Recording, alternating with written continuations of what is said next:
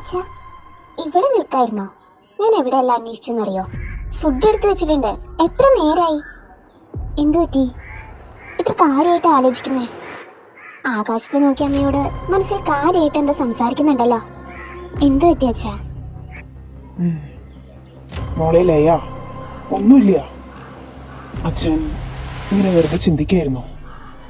ഒരു സുപ്രഭാതത്തിൽ പെട്ടെന്ന് ഈ അച്ഛൻ ഇല്ലാതായ തുടർന്നുള്ള എൻ്റെ മോളുടെ ജീവിതത്തിൽ നീ ഒറ്റപ്പെടുമെന്നുള്ള ഒരാദി. അച്ഛാ, എന്താ ഇപ്പൊ പെട്ടെന്ന് ഇങ്ങനെയൊക്കെ ചിന്തിച്ചു കൂട്ടാൻ? എന്താ ഉണ്ടായത്? മോളെ ലയ, അച്ഛന് 2-3 ദിവസമായി ഒരു തോന്നൽ. നമ്മുടെ ബേക്കറിയുടെ മുന്നിൽ പരിചയമില്ലാത്ത ആരൊക്കെയോ ഇടയ്ക്കിടെ വന്നു പോകുന്നു. അകലെ നിന്ന് എന്നെ ആരൊക്കെയോ അറിയാതെ നിരീക്ഷിക്കുന്നത് പോലെ, എന്തൊക്കെയോ വരാൻ പോകുന്നത് പോലെ ഒരു തോന്നൽ. അച്ഛൻ്റെ ജീവൻ ഉടനെ അപകടത്തിലാവുമെന്നൊരു ഉൾവിളി.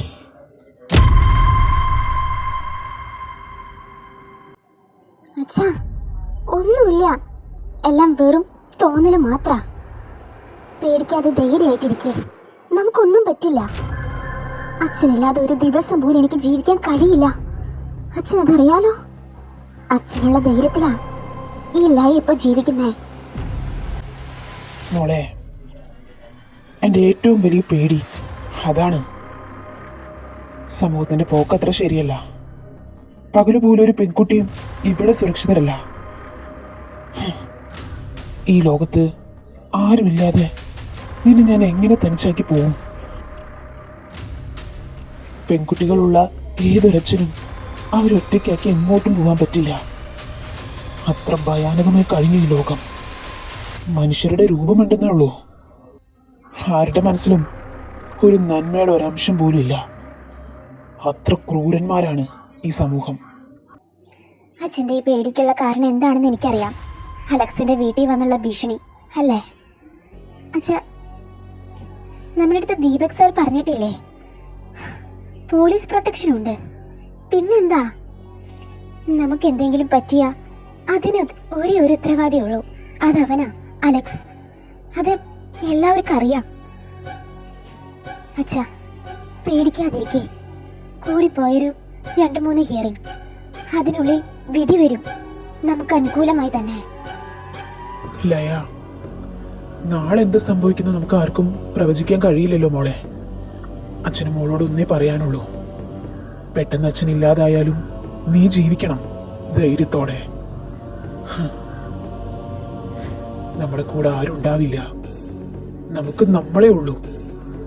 അച്ഛൻ്റെ ഈ വാക്ക് നീ എപ്പോഴും മനസ്സിൽ വെക്കണം. ജീവിക്കണം വാശിയോടെ.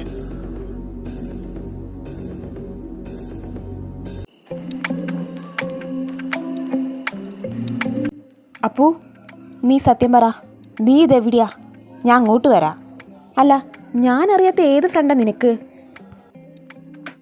ഏട്ടാ, പേടിക്കണ്ട, ഞാൻ വേഗം വരാം. എൻ്റെ ഏട്ടൻ അവിടെ ധൈര്യമായിട്ടിരിക്കേ. ഏട്ടൻ എന്താ അത്ര പേടി? ഒറ്റയ്ക്കിരിക്കാൻ പേടിയാണോ? ഏട്ടാ, 2 മണിക്കൂറിനുള്ളിൽ ഞാൻ അവിടെ എത്തിയിരിക്കും. I promise, believe me. ശരി, ഓക്കെ, ബൈ. ഇടയ്ക്കിടയ്ക്ക് എന്നെ വിളിച്ച് ബുദ്ധിമുട്ടിക്കരുത് കേട്ടോ. ഹലോ അപ്പു. ഗോഡ്, ഈ പെണ്ണ്. എന്റെ ദൈവമേ, ഒരുപാട് നന്ദിയുണ്ട്. ഏട്ടന്റെ കൂടുതൽ ചോദ്യങ്ങളൊക്കെ ചെവി കൊടുത്താ ഇന്നത്തെ എന്റെ പ്ലാൻ എല്ലാം വെള്ളത്തിലായനെ. ഏട്ടാ, ഏട്ടന്റെ അപ്പൊ ഒരു മിഷന്റെ പിന്നാലെയാ. അഡ്വക്കേറ്റ് ഗൗതം വർമ്മയുടെ യഥാർത്ഥ മുഖം എന്താണെന്ന് കണ്ടുപിടിക്കാനുള്ള മിഷൻ. ഈ മിഷനിൽ നിന്ന് അപ്പോനെ പിന്തിരിപ്പിക്കാൻ ഏട്ടനെന്നല്ല മറ്റാർക്കും സാധിക്കില്ല. അഡ്വക്കേറ്റ് ഗൗതം വർമ്മ, നിങ്ങൾ ആരാണെന്ന് ഞാൻ കണ്ടുപിടിച്ചിരിക്കും.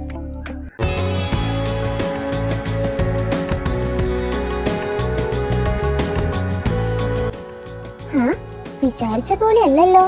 അഡ്വക്കേറ്റ് ഗൗതം വർമ്മയുടെ പോക്ക് ബാറിലേക്കാണല്ലോ. പോയി നോക്കാം.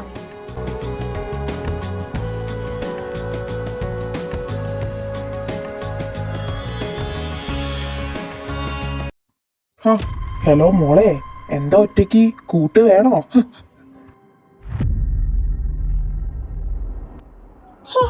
ഒന്ന് പോടോ. ഈ കേരളത്തിൽ മാത്രം എന്താ പെൺകുട്ടികൾക്ക് രാത്രി സഞ്ചരിക്കാൻ പറ്റാതെ? ഇവിടുത്തെ നിയമം മാറേണ്ടതുണ്ട്. ഏട്ടൻ പറയുന്നത് ശരിയാ. വായി നോക്കിയോള്. എടാ മിണ്ടാതിരിക്കി. മോളെ കണ്ടറിയാം മോൾക്ക് വഴി തെറ്റിപ്പോയതാ. മോളെ വാ, ചേട്ടൻ വഴി കാട്ടി തരാം. വായോ. ചേട്ടൻ വഴി കാട്ടി തരണ്ട. ഒറ്റയ്ക്ക് വന്നാ ഒറ്റയ്ക്ക് പോവാൻ എനിക്കറിയാം. അല്ലടാ നോക്ക്, മോള് കലിപ്പിലാണല്ലോ. എന്താ മോളെ, കലിപ്പാണോ? എന്താ ഇവിടെ?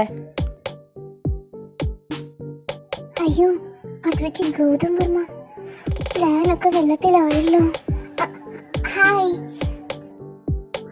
നീ നീ ഈ നേരത്തെ എന്താ ഇവിടെ ചെയ്യുന്നേ? അത് പിന്നെ ഈ വഴി പോയപ്പോ വെറുതെ. എന്താടാ? ചെല്ല്.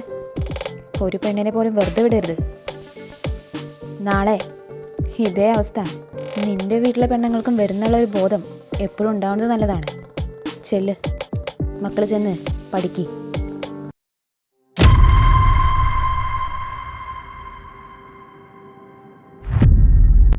അപർണ അല്ലേ? അഡ്വക്കേറ്റ് ദീപക് ലാലിൻ്റെ സിസ്റ്റർ. നമ്മൾ ഒരു വട്ടം മീറ്റ് ചെയ്തിട്ടുണ്ട് കോർട്ടിൽ വെച്ച്, ഓർമ്മയുണ്ടോ? കോർട്ടിൽ നിന്ന് ഞാൻ ഉദ്ദേശിച്ചത് കറക്റ്റായി പറഞ്ഞാൽ എൻ്റെ ഓഫീസിൽ വെച്ചിട്ട്. ഓ, കേട്ടിട്ടുണ്ട്. അഡ്വക്കേറ്റ് ഗൗതം വർമ്മ. ശരിയാ, നമ്മൾ കണ്ടിട്ടുണ്ട്. ശരി, എന്നാ ഞാൻ പൊക്കോട്ടെ. അല്ല, അങ്ങനെ അങ്ങ് പോയാലോ? എൻ്റെ ചോദ്യത്തിന് ഉത്തരം പറഞ്ഞിട്ട് പോ. ഈ നേരത്ത്, ഈ ടൈമിൽ നീ ഇവിടെ എന്ത് ചെയ്യുന്നേ? ടൈം എത്രയെന്നറിയോ നിനക്ക്? ഞാൻ ചോദിച്ചത് ക്ലിയർ അല്ലേ? ഈ നേരത്ത് നീ ഒറ്റയ്ക്ക് ഈ ബാറിൻ്റെ പരിസരത്ത് എന്താ ചെയ്യുന്നതെന്ന്? ഞാൻ എന്താ ചെയ്യണേന്ന് ഇയാളോട് പറയേണ്ട ആവശ്യമില്ല, മനസ്സിലായോ?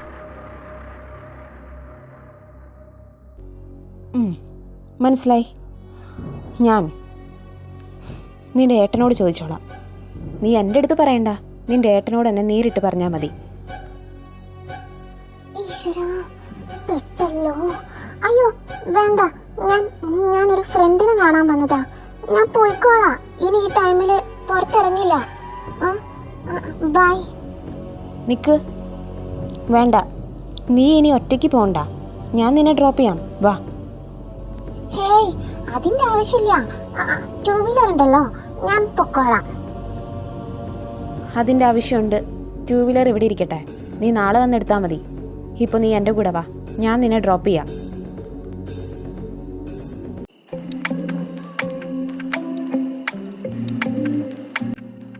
അപ്പോൾ നീ ഗൗതം, യു.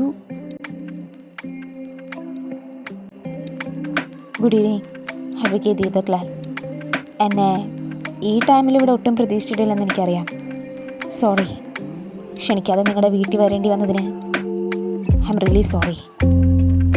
ഒരു കാര്യം നേരിട്ട് തന്നെ ദീപക് ലാലിനെ അറിയിക്കണമെന്ന് എനിക്ക് തോന്നി.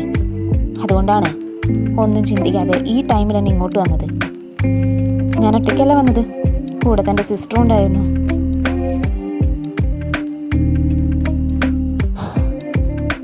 എനിക്ക് മനസ്സിലാവും, നിങ്ങൾ വളർന്ന അന്തരീക്ഷം, സമൂഹം, കൾച്ചർ എല്ലാം വ്യത്യാസമായിരിക്കും. ഇന്ത്യയിൽ ചെലവഴിച്ചതിനേക്കാൾ കൂടുതൽ വർഷങ്ങൾ നിങ്ങൾ ജീവിച്ചത് അബ്രോഡാണ്.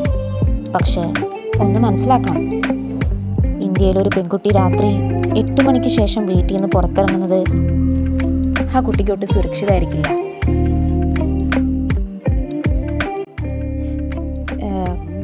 അഡ്വക്കേറ്റ് ദീപക് ലാൽ, നിങ്ങളിപ്പോൾ ചിന്തിക്കുന്നുണ്ടാവും ഞാൻ ഇതൊക്കെ എന്തിനാ നിങ്ങളായിട്ട് ഷെയർ ചെയ്യണമെന്ന്. ദീപക് ലാലിൻ്റെ സിസ്റ്ററിനെ ഞാൻ വളരെ അപ്രത്യക്ഷമായാണ് ബാറിൻ്റെ പരിസരത്ത് വെച്ച് കണ്ടുകൂട്ടിയത്. തൻ്റെ സഹോദരി അവിടെ എന്തിനു പോയി, ആരെ കാണാൻ പോയി, ഇതൊന്നും എന്നെ ബാധിക്കുന്ന കാര്യമല്ല. ബട്ട് ഞാൻ ഇന്ന് കൃത്യസമയത്ത് അവിടെ എത്തിയിരുന്നില്ലെങ്കിൽ എന്ത് സംഭവിക്കുമെന്ന് ഞാൻ പറയുന്നില്ല. നമ്മളിപ്പോൾ പരസ്പരം വാദിക്കുന്നൊരു കേസുണ്ട്. ആർക്കു വേണ്ടി, എന്തിനു വേണ്ടി നീ വാദിക്കുന്നുവെന്ന് ഓർത്താൽ മതി.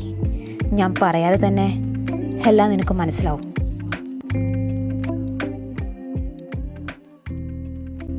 കോടതിയിൽ നമ്മൾ വാദിക്കുന്നുണ്ട്. എനിക്ക് എൻ്റെ കക്ഷിയെ സുരക്ഷിതമാക്കണം, അതെൻ്റെ ജോലി. നിനക്ക് നിൻ്റെ കക്ഷിയെ സുരക്ഷിതമാക്കണം, അത് നിൻ്റെ ജോലി. പക്ഷേ എല്ലാത്തിൻ്റെ അടിസ്ഥാനത്തിൽ എന്താണ് ന്യായം എന്നുള്ളത് നമുക്ക് രണ്ടുപേർക്കും അറിയാം. ഞാൻ കൂടുതലൊന്നും പറയുന്നില്ല.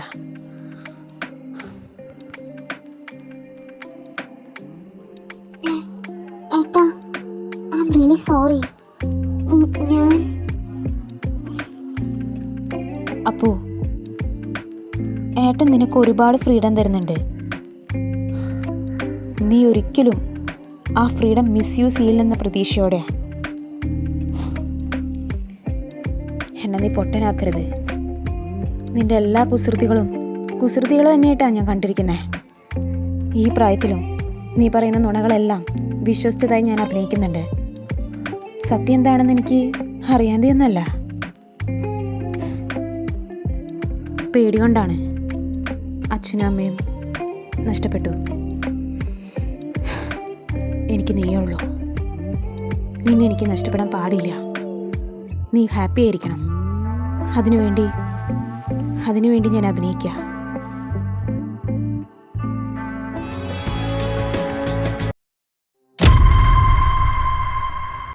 Yes my lord. അച്ഛനമ്മമാരുടെ സ്വത്തുക്കൾ കൈപ്പറ്റി അവരെ തെരുവിൽ ഉപേക്ഷിക്കണം. ഇന്നത്തെ യുവതലമുറയുടെ വിഡ്ഢിത്തരമായി തോന്നുന്ന ചിന്താഗതികൾ. 2 മക്കളുള്ള അച്ഛനമ്മമാരാണിവർ. മക്കൾക്ക് ആവശ്യമായ വിദ്യാഭ്യാസവും ജോലിയും നൽകി അവരെ പട്ടിണി അറിയിക്കാതെ വളർത്തി. അവസാനം മക്കളുടെ ജീവിതത്തിൽ അവരുടെ സ്ഥാനം അവരുടെ വീടിന് പുറത്ത്. മക്കളുടെ മുന്നിൽ നിഷ്കളങ്കമായി നിൽക്കുന്ന ഈ അച്ഛനെയും അമ്മേനും ഒരിക്കലും അവരുടെ കൂടെ പോകാൻ അനുവദിക്കരുത്. ഇന്നിവർ ജീവനോടെയുണ്ട്, നാളെ അവരുടെ ജീവൻ അപകടത്തിലായേക്കാം. ഇവരെ പോലെ സ്വത്തുക്കൾക്ക് മാത്രം പ്രാധാന്യം നൽകി അച്ഛനെയും അമ്മേനെയും തെരുവിൽ ഉപേക്ഷിക്കുന്ന എല്ലാ മക്കൾക്കും ആവശ്യമായ ശിക്ഷ തന്നെ നൽകണമെന്ന് ഞാൻ കോടതിയോട് വിനീതമായി അഭ്യർത്ഥിക്കുകയാണ്.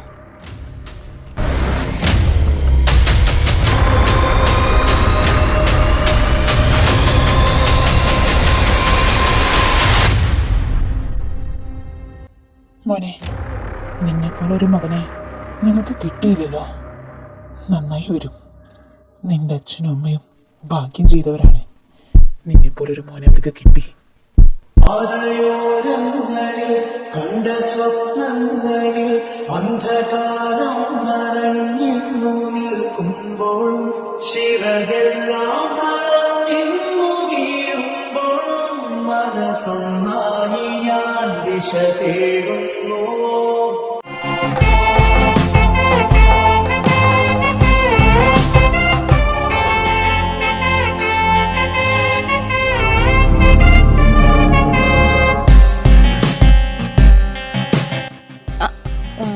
സോറി, ഐ തിങ്ക് എനിക്ക് ഓഫീസ് മാറിപ്പോയി.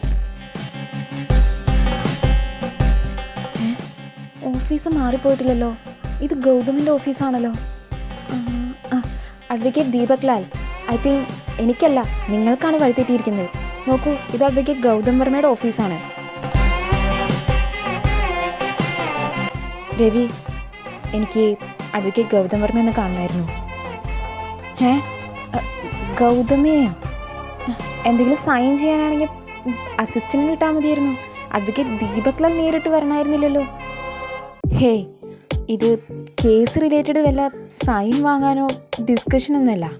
എനിക്ക് പേഴ്സണലി ഒരു കാര്യം അഡ്വക്കേറ്റ് ഗൗതം വർമ്മയോട് പറയാനുണ്ടായിരുന്നു. അതിനുവേണ്ടിയാണ്. ഗൗതം ഓഫീസിലുണ്ടോ അതോ കോർട്ടിലാണോ? ഹേയ്, ഗൗതം എവിടെയുണ്ട്? ഇപ്പോൾ ഒരു കേസ് കഴിഞ്ഞ് വന്നേ ഉള്ളൂ. ഓഫീസിലുണ്ട്. You can go. Thank you. ഈശ്വര, എന്തൊക്കെയാ സംഭവിക്കുന്നത്? ഇന്ന് ഇടിവെട്ടി മഴ പെയ്യും.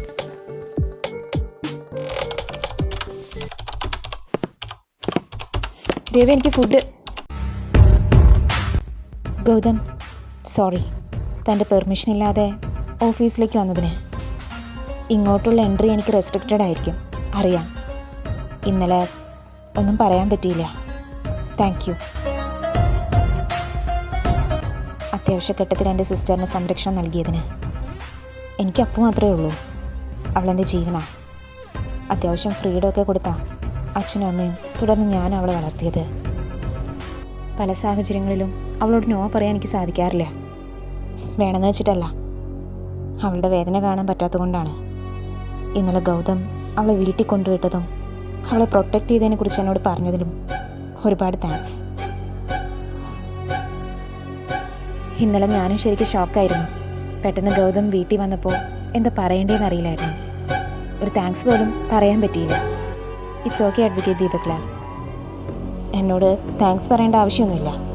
അഡ്വക്കേറ്റ് ദീപക് ലാലിൻ്റെ സിസ്റ്റർ ആയതുകൊണ്ട് മാത്രമല്ല, നിൻ്റെ സിസ്റ്ററിന് പകരം വേറെ ആരായാലും ഞാൻ അവരെ പ്രൊട്ടക്റ്റ് ചെയ്യും. റിയലി? മിസ് ലയ എന്ന എൻ്റെ ക്ലയൻറ്റ് കേസ് ഏറ്റെടുക്കാൻ ഫസ്റ്റ് അപ്രോച്ച് ചെയ്തത് ആരെയായിരുന്നു? ഇന്ത്യയിലെ ടോപ്പ് ലീഗൽ അഡ്വൈസർ കൂടിയായിരുന്ന എൻ്റെ മുന്നിൽ നിൽക്കുന്ന ഈ അഡ്വക്കേറ്റ് ഗൗതം വർമ്മയാണ്. Then why you reject that case? Advocate Deepak Lal, എൻ്റെ പ്രൊഫഷണൽ ഞാനൊന്നും കോംപ്രമൈസ് ചെയ്യാറില്ല. ഈവൻ അതെന്നെ അടുത്ത് സ്വാധീനിക്കുന്ന ഒരു വ്യക്തിയാണെങ്കിൽ പോലും. ഞാൻ ചെയ്യുന്ന ജോലിക്ക് ഒരു ഫീസ് വാങ്ങുന്നുണ്ട്. ആ ഫീസ് തരാൻ സാധിക്കാത്ത ക്ലയൻസിൻ്റെ കേസൊന്നും ഞാൻ ഏറ്റെടുക്കാറില്ല.